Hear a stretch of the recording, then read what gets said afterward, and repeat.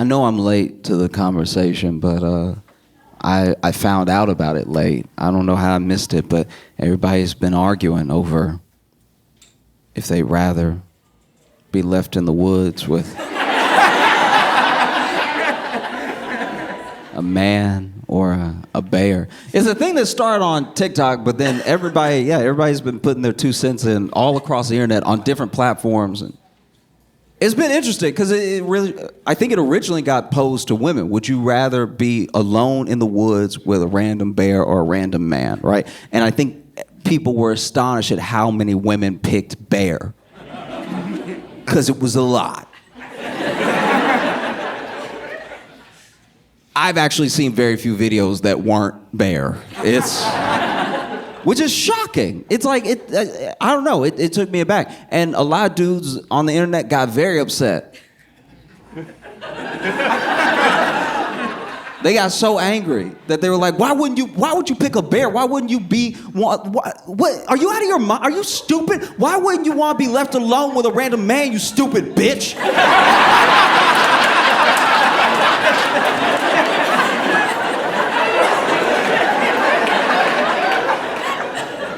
I don't understand what I'm doing right now. You know? And I'm not gonna lie, I was like, I don't know how in my feelings I was about it, but I was shocked. I was just like, oh, wow, geez. And then you actually hear people talk about it. You actually hear, women say like, well, the worst thing that, a bear is gonna do is either attack you or leave you alone, right? A man could do so many worse things to you, And then there was one woman, and I think her sentiment was like echoed around all of social. It's just like, she basically said, at least if I got attacked by a bear, people would believe me. Which I was like, ooh. When I heard it, I was like, ooh. Oof. Where do you go from there? What do you do next? What do you say to that sort of thing, Because it is true. It's a terrifying truth. It's a very sad truth. If somebody got attacked by a bear and ran up to you, you wouldn't be like, nah. Nah, you good. Like, just, it made me question as guys, because the women were saying men could do all different types of things, right? Bear could just attack or not attack, right? And it made me wonder, like, as guys, what are we doing that women would rather pick a bear? They'd rather risk their entire life than to be left alone with us and like hear about a podcast.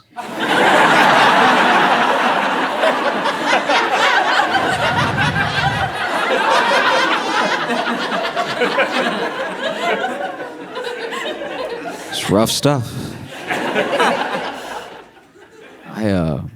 I don't know if y'all saw this this Chiefs kicker. This is when it pays to be a sports fan, because I don't even need to explain all of it. But basically, in case you didn't see it, there was a kicker for the Chiefs who gave a commencement speech at a school that, I don't know, maybe he went there. Maybe that's why they wanted him.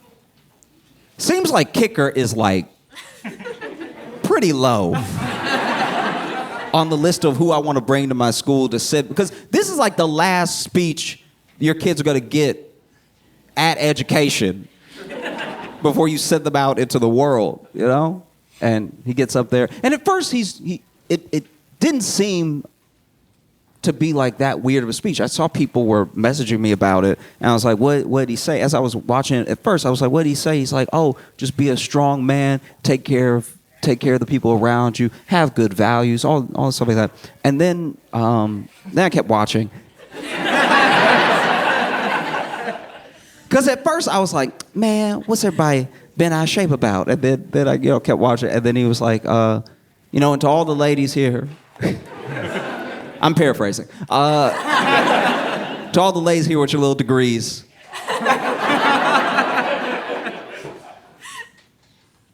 go ahead and have a baby or your life is meaningless. Like he didn't. He didn't really say that, but it's how people felt. And it's pretty crazy because I looked him up afterwards because I was just like, the weird thing about him is that because he's the kicker, you know he really feels this way. He has the least CTE on the team.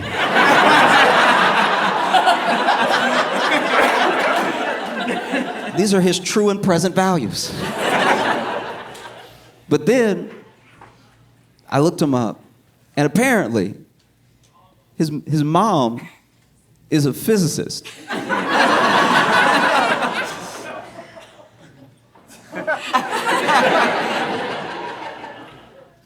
Which, I don't know. I mean, I guess, to a certain degree, he's working something out there. Like,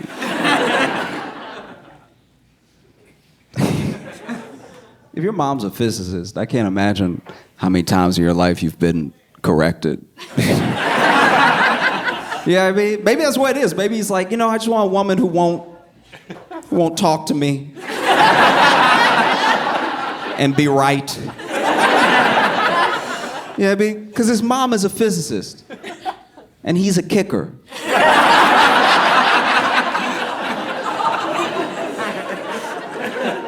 Which means every time he misses, his mom...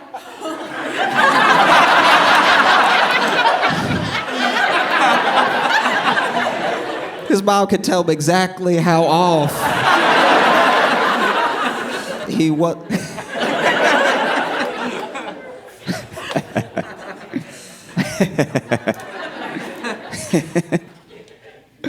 I want to tell you a journey that I've had. I have become invested, captivated by 1-star reviews. Because this is my thing. Look, if you got 1 star as a company, you should be closed. But I guess legally not enough has happened where somebody had to come close you. So the public is taking it upon themselves to warn each other, hey, this place, no.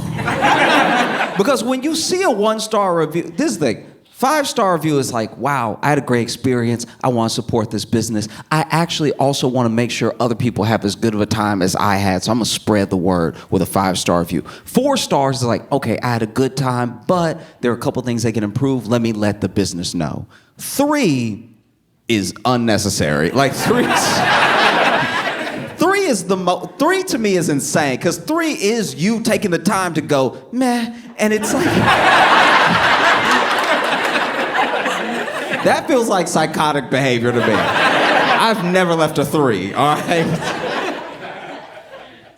I've never left a 3. I go full 5 or 1. I either try to spread the gospel or warn my friends. 2 is like something happened. 2 is like, look, I would do a 1, but someone there was so sweet that I want to acknowledge how great they were. Because you'll notice a lot of 2-star reviews have something positive in them to a point where I'm like, why isn't this a 4-star review? And then you get to the end and it's like, but there was blood everywhere. And you're like, oh, okay. All right, I got you. So hospitality check, wonderful environment check, but lots of blood in the bathroom. I see why you have a 2 now. I see you were trying to give props, you're trying to be fair.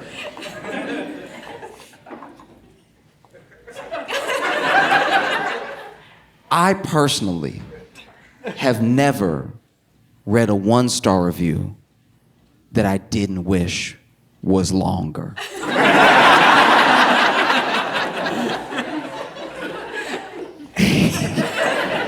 One time I was just chilling with Logan and I was reading him 1-star reviews that were making me laugh, and I can't remember what the business was now. I'm blanking on the business, but I think it was like a seafood place. It was like a crab shack. And then there was a 1-star review that just said, this place is a chair.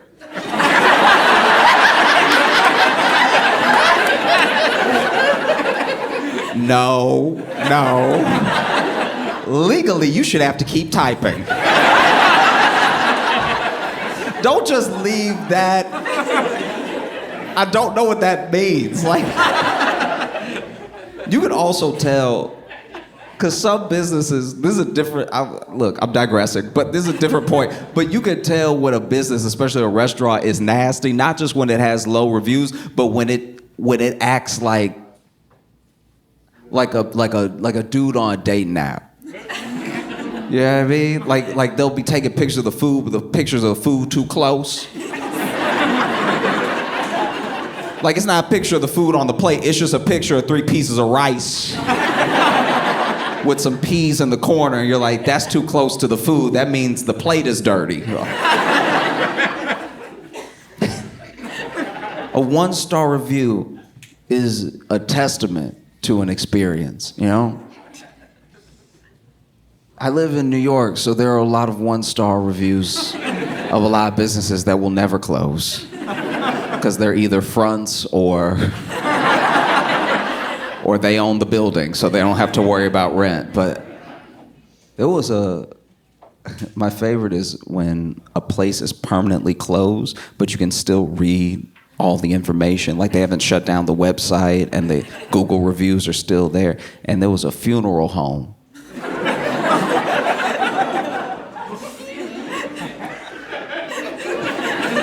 There was a funeral home that had a 1-star review, and I was like, this is my afternoon. Thank you, Google, for picking up the slack. Like I said, every 1-star review leaves you wanting more. There was a 1-star review that just said, they lost my daddy.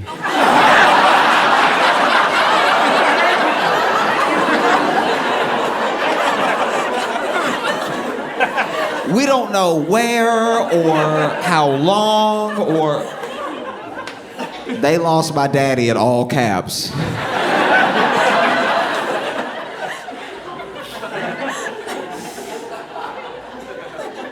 1-star review as a whole is incredible because it means that everyone's experience has been similar, right? Like you'll see places with like a 3.0 and you'll see it really breaks down to like half 1s, half 5s, right? It just depends on the day, what kind of service that they get. 1-star review means everyone agrees, right? And the thing about a business having a 1-star review that blows my mind is I used to live in Chicago. And when I lived in Chicago, I didn't know you could just start a Yelp or a Google review for a place you didn't own. So someone had started like a Google review for Cook County Jail.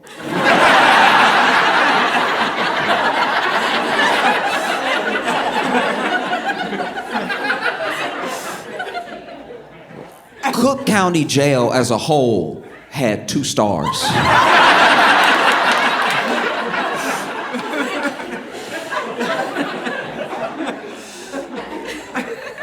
And it's honestly hard to, like, I've read most of them, right? And one of them was 1 star, right? 1 star. And it just said, the guards are so mean. And then under it, because you know, if you're the business, you can comment under it. So then under it, they were like, you were in jail.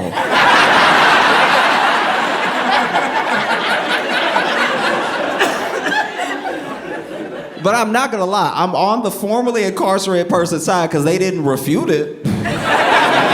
They were just like, this is what we do here. Oh, it was amazing.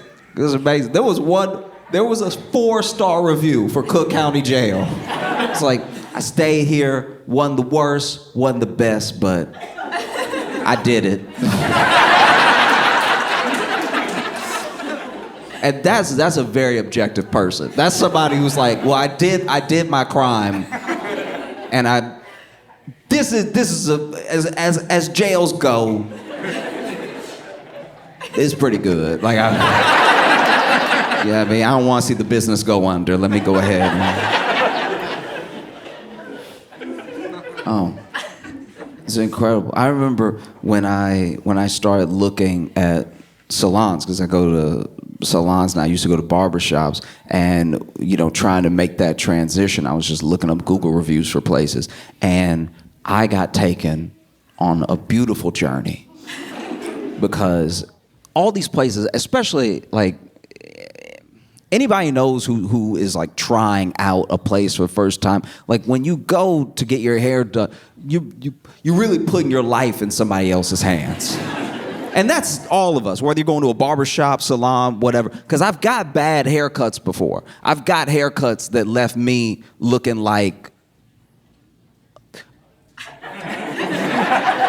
They just left me looking like I don't know how to take care of myself, and now I gotta wait till my hair grow back a little bit to look even again, you know? I went to the website of this salon, and I saw all the like beautiful designs of the braids that they do, the variety that they do and everything. So then I went to the bottom of the website, and it says, we're currently not taking clients, right? Which happens sometimes. But I went to their Google just to check if maybe they don't update the website, because I was like, let me call because maybe something's changed, right? When I get to their Google profile, I just go ahead and I'm like, let me look at the reviews just to check, because all this stuff is beautiful in the picture, but these could be Google images. So I'm reading lots of 5 stars, lots of 4 stars. Overall, they have a 4.7 as a business. So I'm like, they're crushing it, right? I do see a 1-star review. And I'm like, well, let me... Because you don't want to count out a 1-star reviews experience, because that means that whatever happened, as long as they're not lying, whatever happened, happened. And it could happen to you, right? So I'm reading it, and it's like, staff was so rude, I booked an appointment. They were trying to act like they didn't know who I was, and they sent me out, right? And I was like, wow, that seems weird. Because the business can comment underneath their comment. The business said, Chandra, you need help.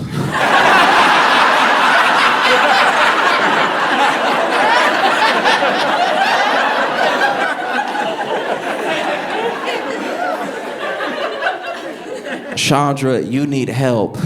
You tried to fool us and showed up as if you had an appointment, even though it says on our website we are not currently taking clients.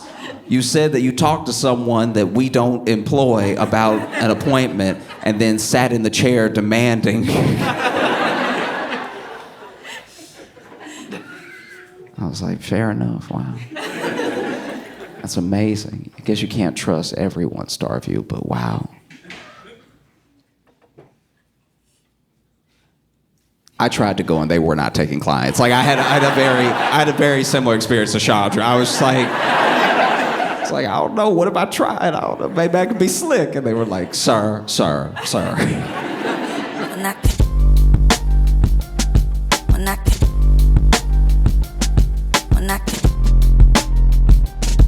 Mira.